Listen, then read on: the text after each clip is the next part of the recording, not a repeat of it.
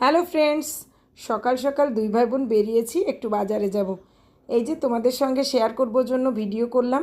প্রচুর ইলিশ মাছ বাজারে, রুই কাতল অনেক ধরনের মাছ ছিল। বাজারটা কিন্তু আমাদের বাসার পাশেই। এটা ছোটোখাটোই বাজার, তবে প্রচুর মাছ পাওয়া যায়। বিলের মাছ, নদীর মাছ, বলতে পারো আনকমন আনকমন মাছ পাওয়া যায়, যেটা বড় বাজারের মধ্যে অতটা পাওয়া যায় না, কারণ এটা বিলের কাছাকাছি। ওরা ছোট মাছগুলো নিয়ে চলে আসে। এই যে দেশি কই মাছ ছিল, বিভিন্ন রকম মাছ, প্রচুর ইলিশ মাছও ছিল। একটু মাছ কিনে নিয়ে চলে এলাম আমরা খাসির মাংসের দোকানে।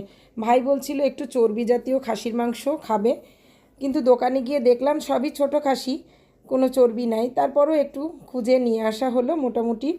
এখন সে নিজের হাতেই রান্না করবে। ও গতকাল বলল যে কারোর হাতের খাসির মাংসই রান্না করা খাওয়া রান্না খেয়ে আমার তৃপ্তি আসে না। আমি বললাম তাহলে তুই রান্না কর। এই যে কড়াইয়ের মধ্যে তেল দিয়ে, জিরা ফোড়ন দিয়ে, শুকনো লঙ্কা দিয়ে, পেঁয়াজ রসুনগুলো সেই কুচি কুচি করে নিয়েছে কেটে। এখন ভালো করে একটু নাড়িয়ে চাড়িয়ে দিয়ে দিচ্ছে মশলা, আদা, জিরা, শুকনো লঙ্কা আর গোলমরিচের পেস্ট দিয়ে দিল, লবণ, হলুদ। মশলাটাকে এখন সুন্দর করে কষিয়ে নিচ্ছে। বাবুর্চি তার নিজস্ব স্টাইলেই রান্না করবে, আমাকে বলেছে কোনো ধরনের কোনো ডিরেকশান দেওয়া যাবে না।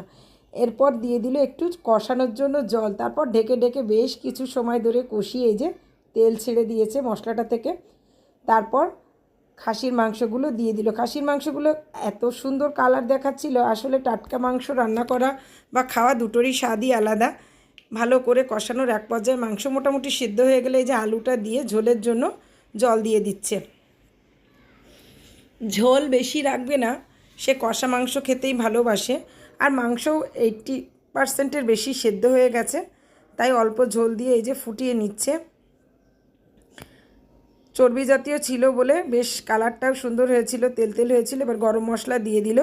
আসলে সত্যি কথা বাড়িয়ে বলছি না, ভাই রান্না করেছিল, খুব ভালো রান্না করেছিল, একদম প্রফেশনাল বাবুর্চির মতো সুন্দর রান্না হয়েছিল। পেঁয়াজ রসুন একটু বেশি দিলেও ভালো রান্না হয়েছিল। দেখা হবে অন্য কোনো ভিডিওতে। Bye bye.